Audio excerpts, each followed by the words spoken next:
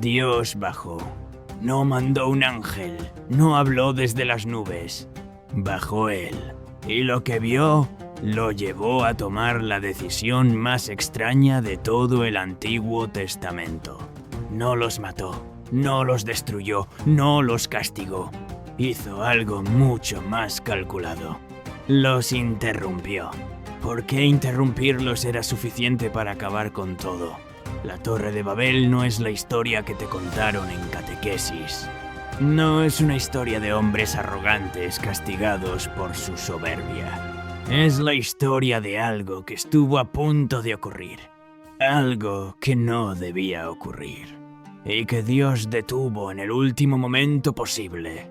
Génesis 11, versículo 6. Esa frase está en boca de Dios. Y dice esto: nada les hará desistir ahora de lo que han pensado hacer. Detente ahí. Eso no es un juicio moral. Es una evaluación de amenaza. Dios no dice que los hombres son soberbios. Dice que si no los para ahora, ya no habrá forma de pararlos. ¿Qué estaban construyendo exactamente? ¿Qué podía tener ese nivel de urgencia? El mismo Dios que destruyó el mundo entero con un diluvio, esta vez no destruye nada. Esta vez interrumpe, como alguien que corta la corriente antes de que se complete un circuito. Y hay un detalle más raro todavía. En el versículo 7, Dios no habla en singular. Dice: bajemos y confundamos. Bajemos, en plural. ¿Con quién está hablando? ¿Quién baja con él? El texto no lo aclara, pero esa palabra cambia toda la lectura. Lo que ocurre en Babel es lo bastante grave como para que Dios no baje solo. La respuesta de qué estaban a punto de hacer está en el texto, pero hay que saber leerlo, porque en el hebreo original, Génesis 11 no habla solo de una torre, habla de un sistema. Un sistema construido con el conocimiento unificado de toda la humanidad. Una sola mente. Un solo propósito. Una sola dirección. Y ese sistema estaba a punto de encenderse. Había alguien dirigiendo esa operación. Un nombre que el Génesis menciona justo antes de Babel. Un nombre que casi nadie conecta con esta historia. Y debería, porque lo que iban a abrir y quién lo lideraba cambia todo lo que creías saber sobre Babel. Eso es exactamente lo que vamos a ver hoy. Hay algo que nadie te cuenta cuando hablan de Babel. La torre no era lo importante. La ciudad era lo importante. Génesis 11, versículo 4. Edifiquémonos una ciudad y una torre.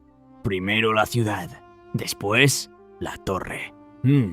¿Por qué necesitaban una ciudad antes de construir la torre?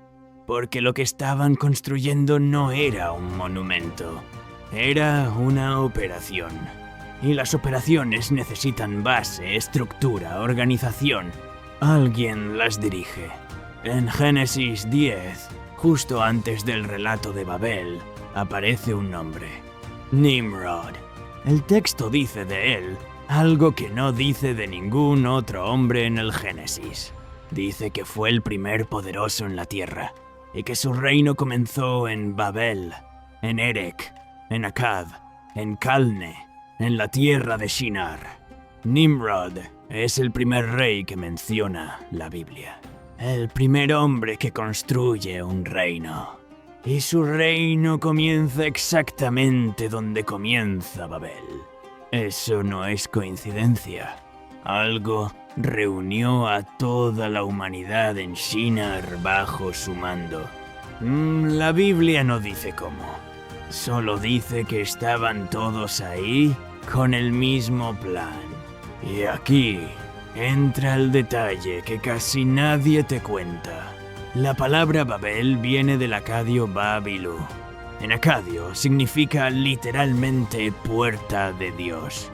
Pero el hebreo del Génesis hace un juego de palabras. Toma esa misma palabra y la conecta con la raíz hebrea Balal, que significa confundir, mezclar. El propio texto bíblico está señalando una tensión. Lo que para los hombres de Shinar era una puerta, para Dios era una confusión. No estamos ante una metáfora poética. Estamos ante un texto que distingue entre dos lecturas del mismo evento, la de los constructores y la de quien los interrumpe. Durante siglos, teólogos y pastores leyeron Babel solo como advertencia moral contra la soberbia. Y el texto pide más que eso, porque los arqueólogos confirmaron algo que cambia la lectura. En Mesopotamia, los zigurats no eran símbolos abstractos, eran estructuras rituales con función específica. Cada nivel correspondía a un nivel cosmológico. El más bajo, la tierra de los hombres. Los intermedios, los espacios de los dioses menores. El más alto, una pequeña cámara llamada Jigunu, donde, según los propios sacerdotes mesopotámicos, el dios bajaba a encontrarse con su sacerdote. Eso no es teoría conspirativa. Está descrito en tablillas sumerias y acadias que puedes consultar hoy en el Museo Británico. El zigurat no era una torre para subir al cielo. Era una estructura para hacer bajar al cielo. Lee otra vez Génesis 11, versículo 5. Y descendió el Señor a ver la ciudad y la torre. Descendió. En todo el Génesis, Dios no baja a inspeccionar obras en construcción. Actúa desde arriba, habla, ordena, permite. Pero aquí baja. Y baja porque otro está a punto de bajar primero. Eso es lo que cambia el sentido de toda la historia. Aquí entra otra capa, que la mayoría de versiones modernas del Génesis no traducen bien. En Génesis 11, versículo 4, el hebreo dice literalmente, una torre y su cabeza en los cielos. No dice que la torre llegue al cielo. Dice que su cabeza está en los cielos. En hebreo bíblico, los cielos en plural, shamayim, no significa la atmósfera. Significa el dominio de los seres celestiales. La torre no era alta, era direccionada. Apuntaba a un dominio concreto, como una antena que no necesita ser kilométrica para captar la señal correcta.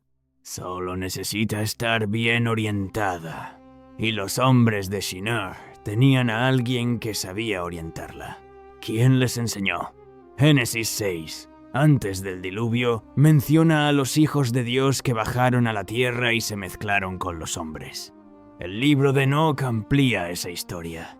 Dice que esos seres transmitieron conocimiento prohibido, astronomía, metalurgia, encantamientos, lectura de signos. El diluvio destruyó a sus descendientes físicos, pero el conocimiento sobrevivió. Se transmitió de generación en generación, y bajo el mando del primer rey que menciona la Biblia, se puso en marcha. Todo, de todos, al mismo tiempo. Una sola lengua, una sola intención, una sola operación. Dios lo vio, evaluó y tomó la única decisión que podía interrumpir el circuito antes de que se completara. No los mató, les quitó la herramienta, el lenguaje unificado, la inteligencia colectiva, porque mientras todos compartían el mismo conocimiento, el sistema funcionaba. En el momento en que ese conocimiento se fragmentó, el proyecto colapsó. Los hombres se dispersaron, las civilizaciones se separaron, y el conocimiento que en Shinar era uno, se convirtió en miles de tradiciones distintas, cada una guardando un fragmento, ninguna con el cuadro completo. Y cuando empiezas a mirar las civilizaciones que aparecen después de Babel, empiezas a ver fragmentos del mismo manual. Egipto levanta pirámides con orientación astronómica precisa al norte celeste, sin explicación conocida para el nivel de ingeniería que muestran. ¿De dónde salió ese conocimiento? Los mayas, sin contacto conocido con el viejo mundo, construyen pirámides escalonadas con la misma estructura ritual de los zigurats mesopotámicos, mismo número de niveles, misma función cosmológica, a miles de kilómetros de distancia, sin haberse conocido nunca. Eso no es desarrollo independiente, es un recuerdo. Los textos sumerios más antiguos hablan de un diluvio, de seres que bajaron del cielo, de un conocimiento transmitido desde arriba. La Biblia lo cuenta siglos después, a cientos de kilómetros, con los mismos detalles. Eso no se explica por influencia cultural, se explica por un origen común. El mismo origen que Dios interrumpió en Shinar. Y aquí llegamos a la parte que casi nadie se atreve a desarrollar. Si Dios solo los interrumpió, el conocimiento sigue ahí, fragmentado, disperso, repartido en 1000 pedazos por toda la tierra. Génesis 11, versículo 8, dice que los dispersó sobre la faz de toda la tierra. No solo dispersó a las personas, dispersó lo que sabían. Y cuando empiezas a mirar las civilizaciones que aparecen después de Babel, empiezas a ver fragmentos del mismo manual. Egipto levanta pirámides con orientación astronómica precisa al norte celeste, sin explicación conocida para el nivel de ingeniería que muestran. ¿De dónde salió ese conocimiento? Los mayas, sin contacto conocido con el viejo mundo, construyen pirámides escalonadas con la misma estructura ritual de los zigurats mesopotámicos. Mismo número de niveles, misma función cosmológica, a miles de kilómetros, sin haberse conocido nunca. Eso no es desarrollo independiente, es un recuerdo.